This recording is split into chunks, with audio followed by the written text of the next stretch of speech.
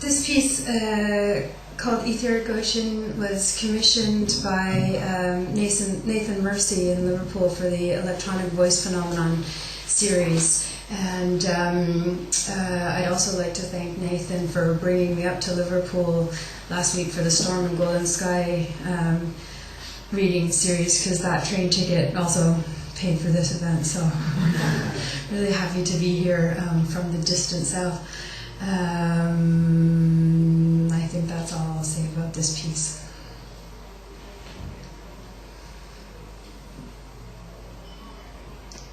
Etheric Ocean. The sea is nothing in sight but isles. I'll wait a while. I'll walk in, walk away, walk on water. I'll wash up, wash ashore. Reflected. I'll water downfall front log, mark meadow. I'll weave, web, wave, waver.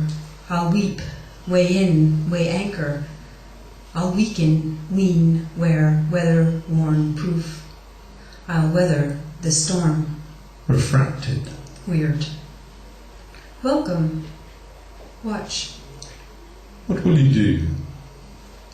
I'll west wet whack wharf while away, whimper. I'll whine, I'll whinge, I'll whirlwind pool. I'll whisk, whiskey white flag, white lie, light wash water, great white whale. I'll whisper, I'll whistle, I'll whoop, whoosh, whirl, wide open, wild, woeful. I'll win, I'll wing, I'll wind, wink, winnow, winter, wire, wizen, wisecrack, wish. I'll worry, worsen, worship. I'll wound, I'll wow, I'll wonder. I'll write, write up, write down, write off, write out, write away, all wrong. Wrong number. A company of isles. All communications should be addressed to the company. Full of fair sounds.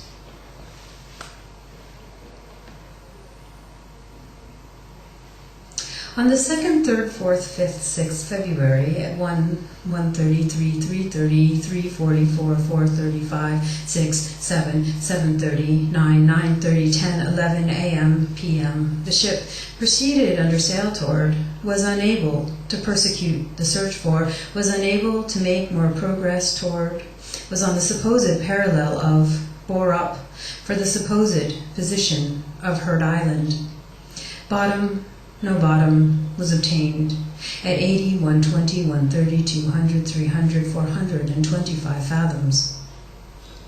It was deemed imprudent to proceed further because of the rocky, uneven nature of the bottom, because it is no unusual thing for icebergs to be seen in the locality, on account of the uncertain position of the island, as the ship was surrounded by penguins, uttering their discordant cry.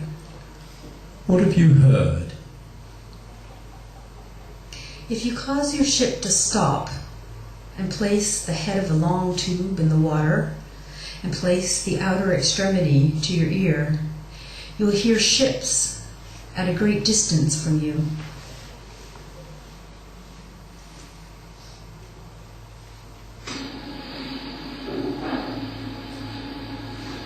Sounds good. Great. Sounds right. About right. Better. Beastly. Wretched. Wrong. All wrong. Sounds confusing. Sounds heavy, haunted, hollow, human. Sounds fake, faint, familiar, far, far off, fine, flat, foreign, fair. Sounds like an echo, a false positive, a Hochschwimmer, a harmonic. Sounds unlike the ocean, the wind, distant thunder, the rain. Sounds not unlike a signal, a shore sign, sonar, engine trouble.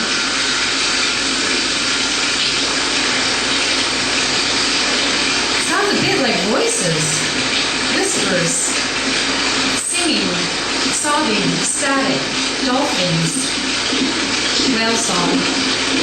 Within these sounds of Santa birds.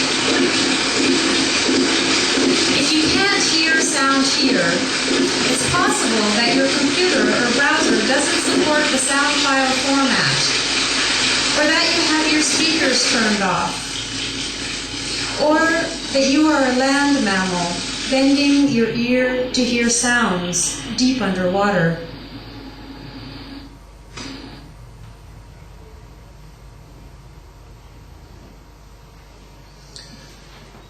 Into the ether.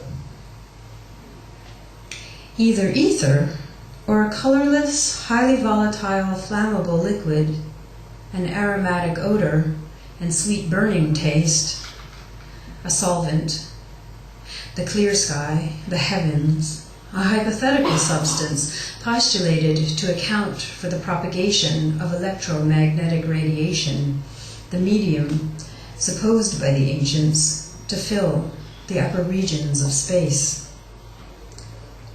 An etheric ocean.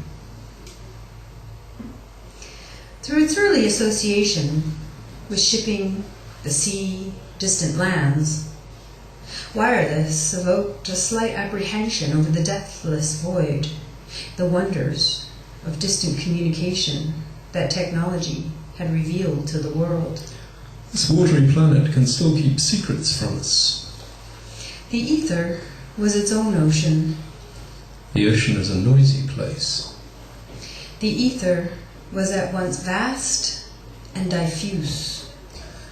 When humans first heard whales singing, they believed they were listening to ghosts.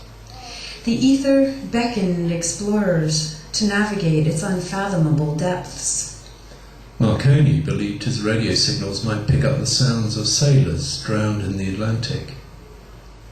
Drifting through the spectrum in search of transmissions from the most distant points around the globe was a journey traversed primarily across mysterious expanses of silence. Marconi spent his last years trying to establish contact between this world and the next. Mysterious expanses of static.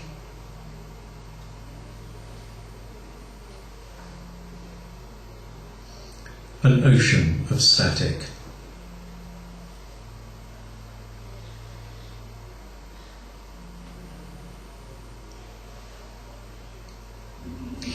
Static is like the sound of thinking.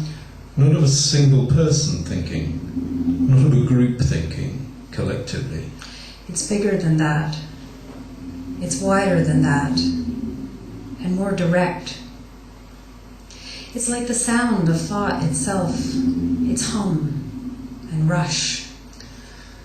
Each night it recoils with a wail, rolls back in crackling waves, carries her away all rudderless, until her finger, nudging at the dial, pencil, pen, cursor, can get some traction on it all, some sort of leeway. The first stretches are always angry, plaintive, sad, mute. Hunched over the console, synthesizer, instrument, mechanism, among fraying cords and soldered wires, a breathing an extension of the frequency of the air she's riding on, she gets the first quiet clicks. Words start forming. She jots down the signals as straight graphic lines, long ones and short ones. She begins to transcribe the curling letters, dim and grainy in the arc light of the desktop. A slow, purposeful unfolding of sound. If you look through the window, through the night, Noise ripples through the listener. ripples of light break over their bodies, blue and white, like waves in the wake of a swimmer. A semantic survival. Long laps of legs kicking and endless reaching arms.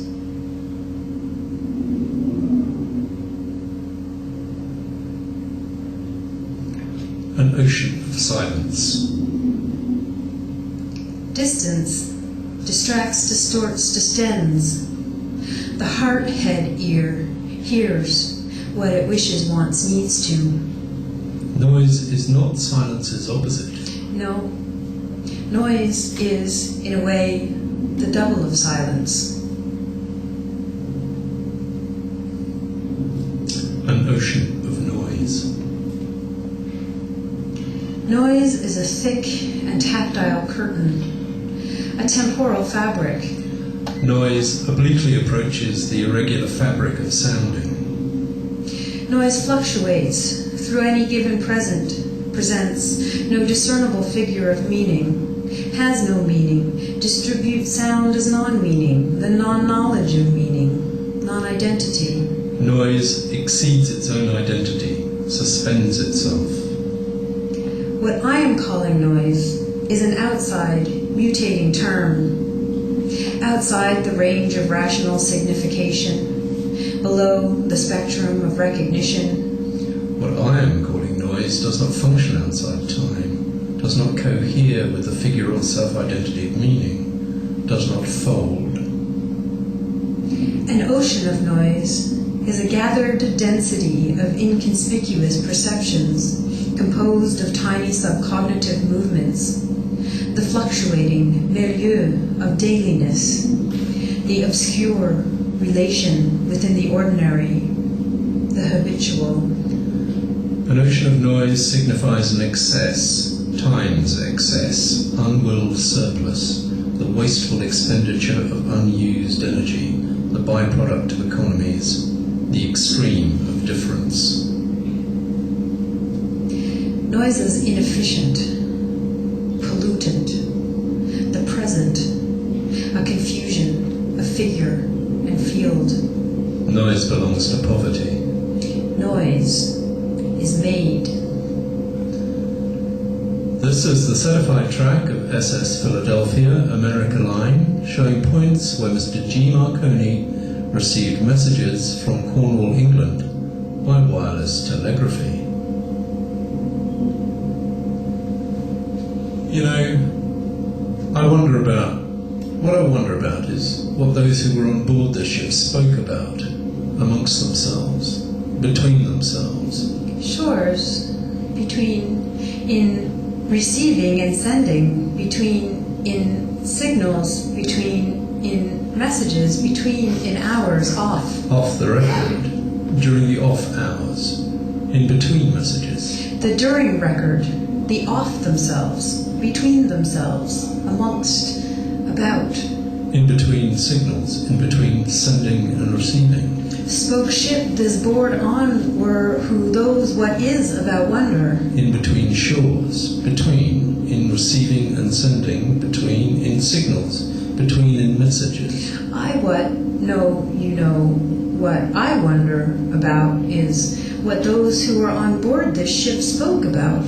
Between an hours off the during record, the off themselves, between themselves. Amongst themselves, between themselves. Amongst about, spoke ship. Off the record, during the off hours, in between messages. This board on who were those, what is? In between signals, in between sending and receiving.